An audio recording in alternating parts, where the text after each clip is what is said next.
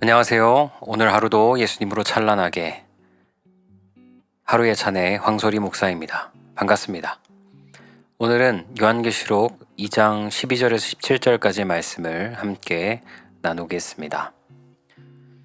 초대교회 성도들의 삶은 늘 피난길 위에 있었습니다. 로마의 핍박과 유대인들의 박해로 그들은 산과 들을 떠돌며 숨어 살아야 했습니다. 어떤 성도들은 지하 깊은 곳에 굴을 파고 그곳에서 예배했습니다. 어떤 이는 박해가 심해지자 평생 정든 고향을 떠나 외국으로 피했습니다. 또 어떤 이는 로마 군인에게 붙잡혀 고문당하고 결국 죽임을 당했습니다. 그럼에도 불구하고 그들은 예수님을 포기하지 않았습니다. 하루하루가 죽음과의 싸움이었지만 주님을 향한 믿음만큼은 놓지 않았습니다. 하지만 교회 안에서는 조금씩 다른 소리가 들려오기 시작했습니다. 꼭 그렇게까지 예수를 믿어야 하나요? 하나님이 구원하셨으니 조금은 타협해도 괜찮지 않나요? 이런 유혹이 교회 안에 스며들었습니다. 니골라당의 거짓말과 세상의 논리가 조용히 성도들의 마음을 흔들어 놓기 시작했습니다. 처음엔 모두가 그들의 말을 무시했습니다. 하지만 점점 그 목소리에 귀를 기울이는 자들이 늘어났습니다. 믿음은 흔들렸고 죄는 합리화되었습니다. 그리고 결국 교회 안에서는 하나님께서 싫어하시는 죄악이 꺼리낌 없이 저질러지기 시작했습니다. 그때 예수님께서 좌우의 날선검을 들고 버가모 교회에 나타나십니다. 오늘 본문의 12절 말씀입니다. 버가모 교회의 사자에게 편지하라. 좌우의 날선검을 가지시니가 이르시되. 예수님은 버가모 교회 앞에 좌우의 날선검을 가진 분으로 나타나십니다. 검은 단순한 장식이 아닙니다. 죄를 베고 거짓을 끊고 진리를 분별하는 무기입니다. 예수님은 지금 싸우실 의도로 검을 드셨습니다. 그 칼날은 이미 날이 갈려 있고 언제든 사용될 준비가 되어 있습니다. 지금 돌이키지 않으면 단칼에 베겠다. 주님은 마치 마지막 경고를 하듯 말씀하십니다.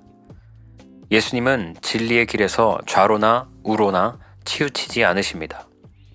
그분은 우리를 구원하실 때도 한치의 오차 없이 완전하게 그 길을 걸으셨습니다. 십자가의 길, 골고다의 길, 모두가 정해진 진리의 길이었습니다. 예수님은 진리 자체이시기에 그분의 말씀과 행동에는 단 하나의 불일치도 없었습니다. 예수님은 성도들을 진리의 길로 이끄시는 분입니다. 그 길에서 조금이라도 벗어나면 그분의 입에서 나오는 검이 우리의 거짓을 뱁니다. 진리는 한 발짝만 어긋나도 더 이상 진리가 아닙니다. 그래서 예수님은 좌우의 날선검을 들고 우리 앞에 서 계십니다. 그분은 우리를 멸하러 오신 분이 아닙니다. 거짓을 끊어내고 진리로 살리기 위해 검을 드신 분입니다. 그분의 칼은 심판의 칼이자 동시에 사랑의 칼입니다. 13절 말씀을 보면 네가 어디에 사는지를 내가 아노니 거기는 사탄의 권자가 있는 데라. 네가 내 이름을 굳게 잡아서 내 충성된 증인 안디바가 너희 가운데 곧 사탄이 사는 곳에서 죽임을 당할 때에도 나를 믿는 믿음을 저버리지 아니하였도다. 사람은 아무도 자신의 어려움을 이해해주지 않을 때 가장 힘들어합니다. 특히 부모나 가족조차 나를 외면할 때 그 고통은 견딜 수 없습니다. 예수님을 믿는 자가 하나님께 버림받은 것처럼 느껴질 때 그때야말로 그 고통이야말로 가장 깊은 절망입니다. 버가모 교회가 바로 그런 상황에 있었습니다. 그들은 사탄의 권자, 곧 악이 권세를 잡은 도시 한가운데 살고 있었습니다. 사탄의 권자란 단순히 장소를 의미하지 않습니다. 그것은 예수님을 믿지 않는 자들이 권력을 쥔 세상, 거짓이 진리 위에 서 있는 구조를 뜻합니다. 버가모 성도들은 그 안에서 살았습니다. 그들은 서머나 교회보다 훨씬 더 큰 환란 속에 있었고 그 환란의 한복판에서 안디바가 죽임을 당했습니다. 안디바는 믿음을 지키다 죽은 사람입니다. 예수님은 그를 충성된 증인이라 부르십니다. 이 단어는 곧 예수님 자신을 뜻하는 말이기도 합니다. 예수님은 죽기까지 하나님의 뜻을 포기하지 않으신 충성된 증인이셨습니다. 그리고 이제 그분은 안디바의 죽음을 통해 자신이 먼저 그를 사랑했음을 보여주십니다. 안디바는 죽는 순간 고통을 느끼지 않았습니다. 그는 주님을 만나는 기쁨 속에서 아픔보다 더 큰 사랑의 충만함을 경험했습니다. 그는 깨달았습니다. 내가 주님을 위해 죽는 줄 알았는데 사실은 주님이 나를 위해 먼저 죽으셨다. 그래서 그는 두려움 없이 기꺼이 주님을 위해 죽는 자가 되었습니다. 버가모 교회는 순교자를 품는 교회였습니다. 그들은 안디바가 죽임을 당하는 그 순간에도 믿음을 저버리지 않았습니다.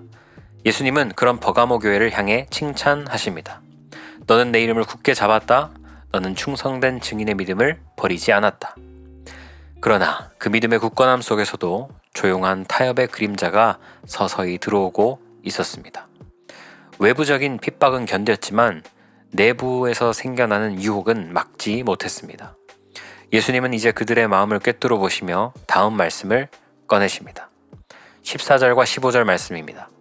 그러나 내게 두어 가지 책망할 것이 있나니 거기 내게 발람의 교훈을 지키는 자들이 있도다. 15절 이와 같이 내게도 니골라당의 교훈을 지키는 자들이 있도다. 예수님은 믿음을 지켰던 버가모 교회를 칭찬하셨지만 그 안에서도 두 가지 문제를 지적하십니다. 외부의 핍박은 버텼지만 내부의 타협은 견디지 못한 교회, 그것이 바로 버가모 교회였습니다. 먼저 발람의 교훈입니다. 모압 왕 발락은 광야를 지나던 이스라엘 백성을 두려워했습니다. 그래서 돈을 주고 예언자 발람을 찾아가 이렇게 말했습니다. 그들을 저주해달라. 발람은 처음엔 거절했지만 이미 그의 마음은 물질, 돈을 향해 있었습니다. 그는 결국 하나님의 뜻보다 자신의 이익을 선택했습니다. 하나님께서는 진노하셨습니다. 발람이 나귀를 타고 가던 길에 칼을 든 여호와의 사자, 곧 예수님이 그 앞을 막으셨습니다.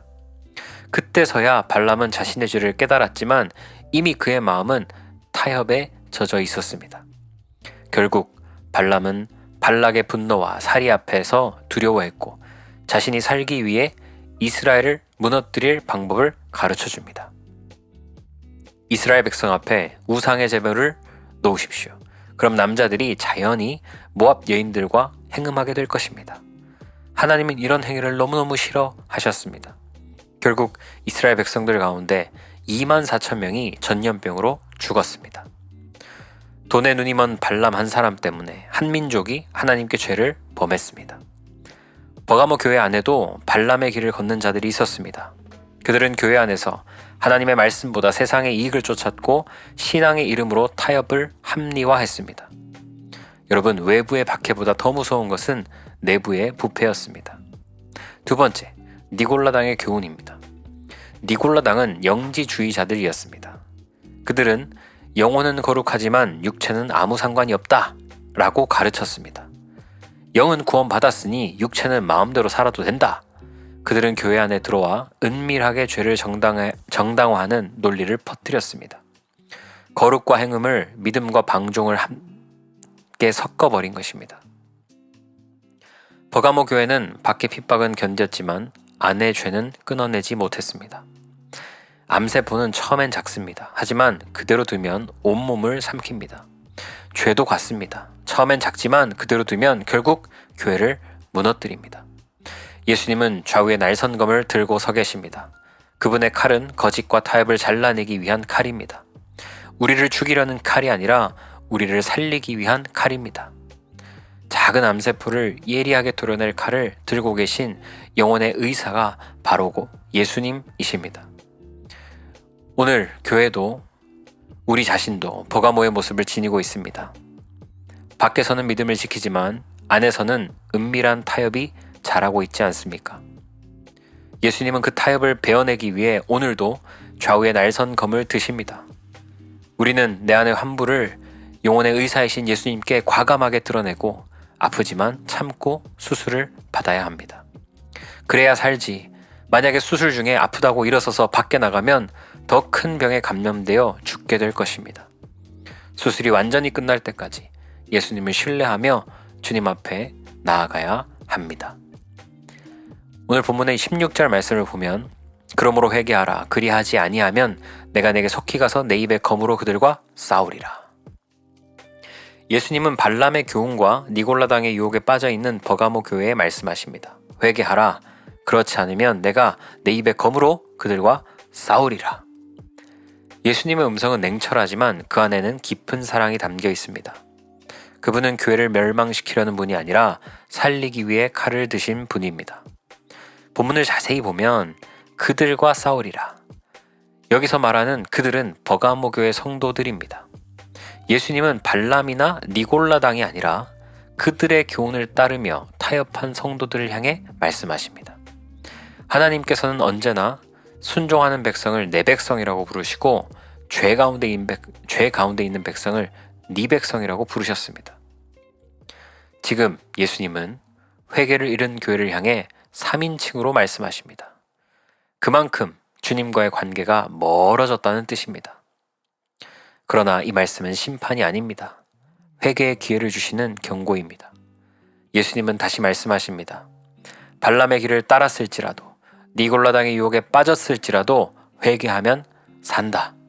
하지만 회개하지 않는 자는 발람처럼 비참하게 칼로 죽게 될 것이라 경고하십니다. 주님의 경고는 언제나 사랑의 전제 위에 주어집니다. 예수님은 말씀의 검으로 싸우신다고 하셨습니다. 그 검은 단단한 쇠가 아니라 바로 진리의 말씀입니다.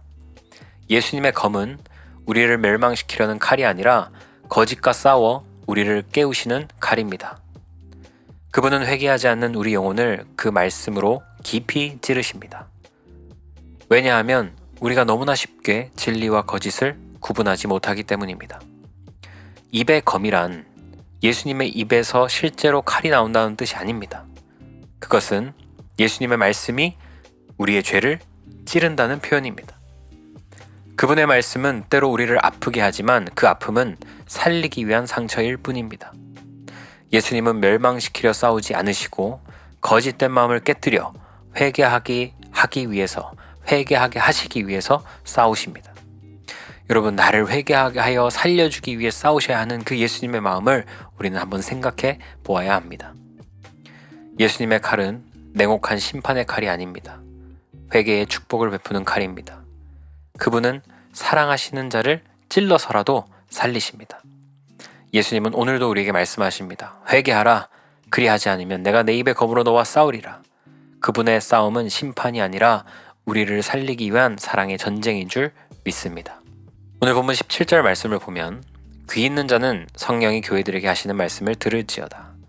이기는 그에게는 내가 감추었던 만나를 주고 또 흰 돌을 줄 터인데 그 돌 위에 새 이름을 기록한 것이 있나니 받는 자밖에는 그 이름을 알 사람이 없느니라. 아멘.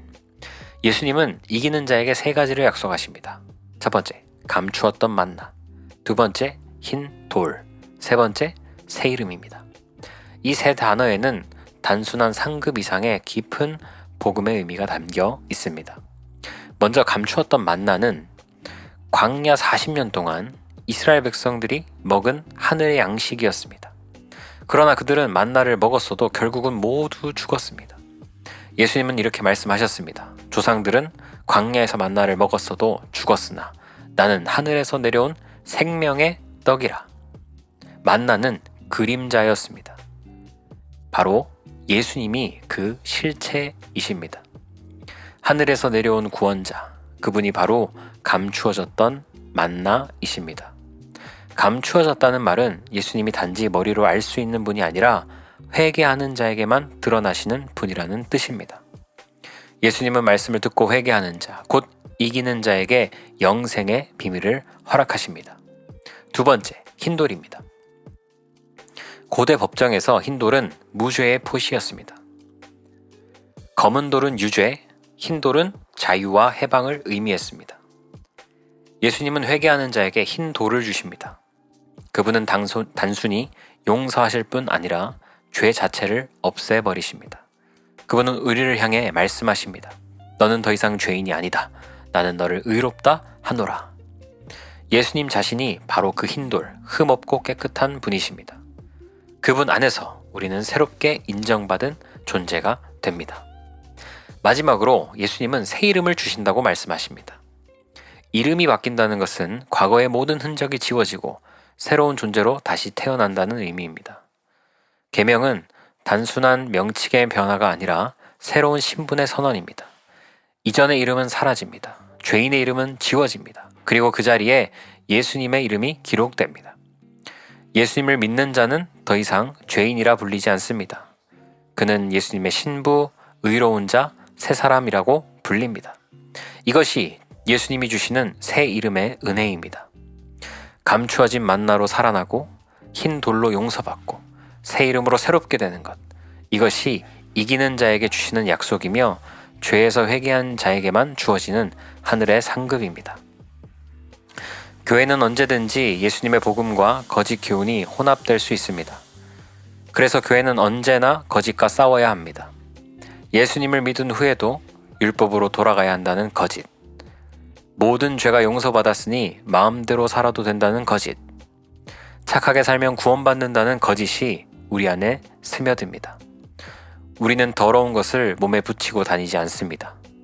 발견하면 떼어내고 씻어내고 깨끗하게 합니다. 그러나 보지 못한 더러움은 그대로 붙어 함께 다니게 됩니다. 예수님은 오늘도 교회를 향한 날선검을 드십니다. 그분은 우리 안에 더러운 것들을 잘라내시고 우리를 거룩하게 하시기 위해 끊임없이 역사하십니다. 사무엘하 12장 10절에 보면 네가 나를 업심여기고 햇사람 우리아의 아내를 빼앗아 내 아내로 삼았은즉 칼이 내 집에서 영원토록 떠나지 아니하리라 말씀하십니다. 하나님은 다윗의 죄를 징계하셨습니다. 그분은 다윗의 집에 칼이 끊이지 않게 하심으로 그를 보호하셨습니다. 다윗의 집에는 계속해서 비극이 일어났죠.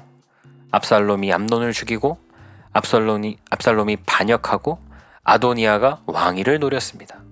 다윗은 그 모든 사건 앞에서 괴로워했지만 하나님은 그 칼을 멈추지 않으셨습니다. 왜냐하면 그 칼이 다윗의 영혼을 살리는 도구였기 때문입니다. 하나님은 다윗의 집에 칼을 두심으로 그의 교만을 꺾었고요.